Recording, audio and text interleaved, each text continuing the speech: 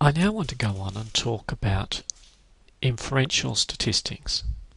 Now really, this is really very simple.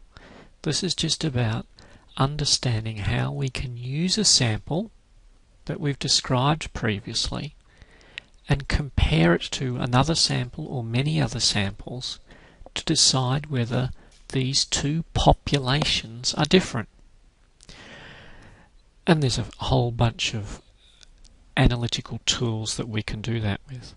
But the first thing we need to understand is a null hypothesis. The basis of these statistical tests are a null hypothesis. And whenever you're developing a research project or a paper, one of the first things you'll sit down is try and write out a null hypothesis, usually written as an H with a subscript 0 like this. And it basically means that, where you're aiming to find no difference or no effect or no association or a non-answer. So the null hypothesis is the statistical basis on which we then do our comparisons. And you will see another descriptor, a p less than 0.05 or whatever it might be.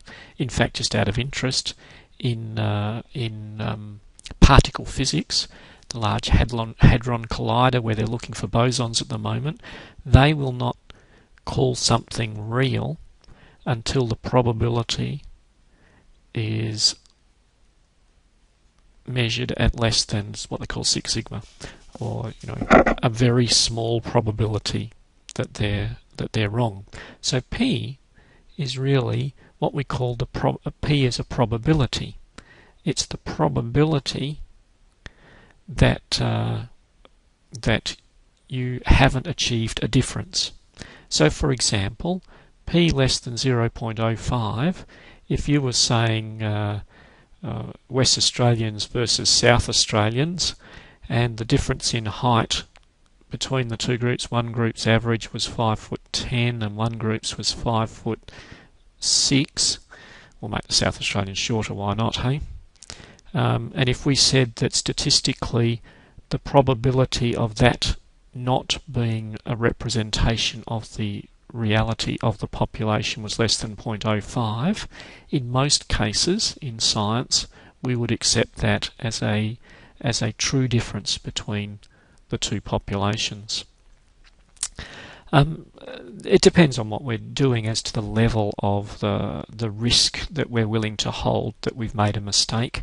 And as you can see here, the risk level between some basic biological questions and those versus whether a fundamental particle exists or not, the risk we're willing to accept is much lower on the existence of a fundamental particle. So this is what we call null hypothesis or hypothesis testing, and there's a whole sequence of methods under which that sort of testing can happen. It depends on your sample and all sorts of things like that, and really beyond the scope of what we're here to talk about today. Although I will describe a couple t-tests. A very old original test developed many years ago, and really it's a test to measure the differences between two samples, and there's some assumptions underpinning the method of the maths. In fact, if you go to Excel, you can actually run t-test yourself in Excel, and the process of t-tests uses a whole bunch of mathematics to compare these two samples and to come back with a probability of them either being the same or different. And that probability, let's say it comes back at 0.1, and depending on what you're actually testing, that will probably tell you that in most cases we would accept the null hypothesis and say that there was no real difference between the two.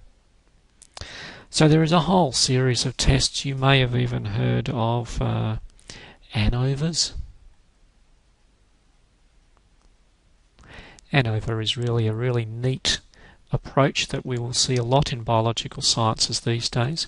Unlike a t-test, which is really only applicable between two samples, an ANOVA can test many samples against each other, and then tell us, are there any differences within all of these different samples? Now, the first thing you'd probably look at, you go, well, yeah, I could do that. I could just run t-tests all over the place here.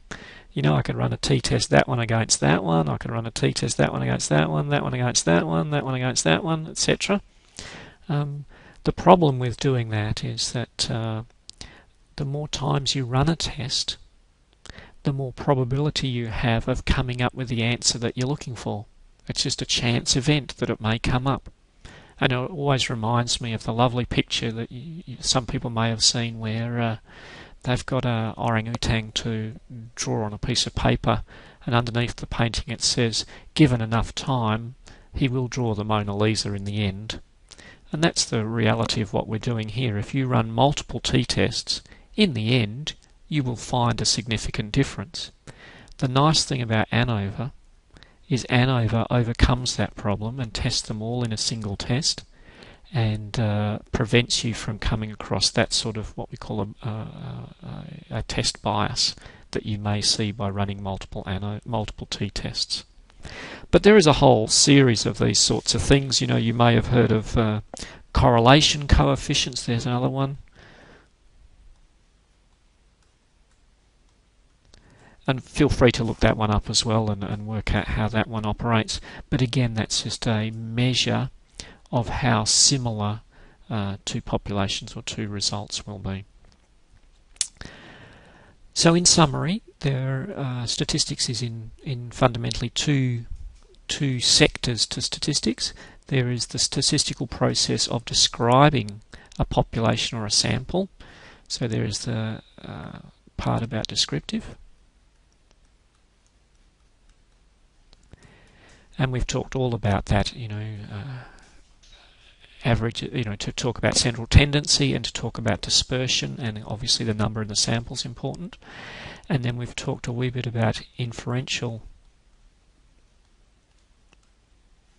statistics, that are all these various tests that can be applied to samples to compare the two and to say, is one different from the other? The important thing here is to make sure you apply the correct test to the correct data sample. And this is my last little piece of advice. When you get into research and things, these days statistics is far more complicated than researchers can undertake in their own right. Most journals these days require you to tick a box that you've had some sort of statistical advice or expert statistical analysis undertaken on your data. And this is just a security measure that editors put in place to ensure that the appropriate assumptions underpinning these tests are applied before inferential statistics are made.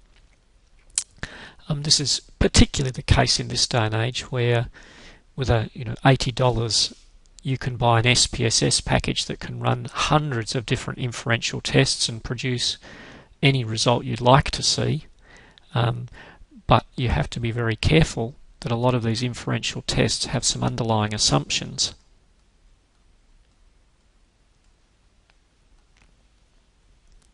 That have to be met in the data before you can apply them.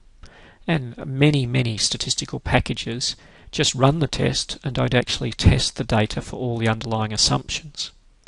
So the idea of having expert assistants to actually undertake statistical analysis in this day and age is certainly the way forward, and is highly recommended for anyone embarking on a research journey. Now, I'm not going to actually run some examples in Excel. I would highly recommend, though, that you go away and experiment with some just random sort of collections of data to undertake some of the basic statistical tests such as t-tests and ANOVAs. I think by running these, and in fact I would recommend you actually get out a book on basic statistics. There's plenty around. I'm sitting here with one in front of me at the moment, but it was basically a community dental health book that gave me some basics of statistics to look at as examples. I would get a book out. I would actually do by hand with a pencil the calculations a couple of times for a simple t-test. Make yourself a sample of 2 lots of 10 and compare those 2 samples. So you can actually run through and think about the calculations that go on behind the scenes when you use these large-scale statistical packages. So please, take your time, do some further reading around statistical testing, because it's a vital part of understanding and being able to read research papers well. If you can read a paper, look at their statistical tests and go, oh, hang on a minute, one of the assumptions here is not correct, that gives you a far better chance of being able to choose good research from poor research. So please spend some time, do some practice examples, and understand how statistics work. Thank you. I want to spend a couple of minutes going through a couple of papers just to highlight some of the statistical approaches that I've used in the past. I'm only using mine because I don't want to embarrass others. I'm clearly going to show some good and some bad. I've picked this paper first of all just for a very simple thing. When you read a title and you see something such as a national audit or similar sorts of words, the important thing to remember here is that this is a whole of population sample. So the idea of statistics then becomes sort of somewhat diminished, because you're not using a sample as such, you're actually reporting on the whole population.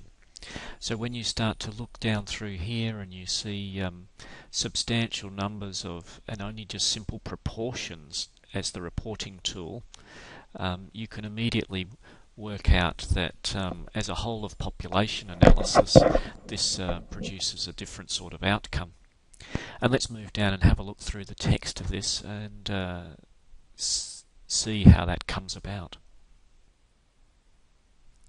And here is one of the tables in that paper, and the thing you can see here importantly is that we're collecting together the data as a total population count, and the reporting is purely by regional location and by the relative number of, in this case, dental practices.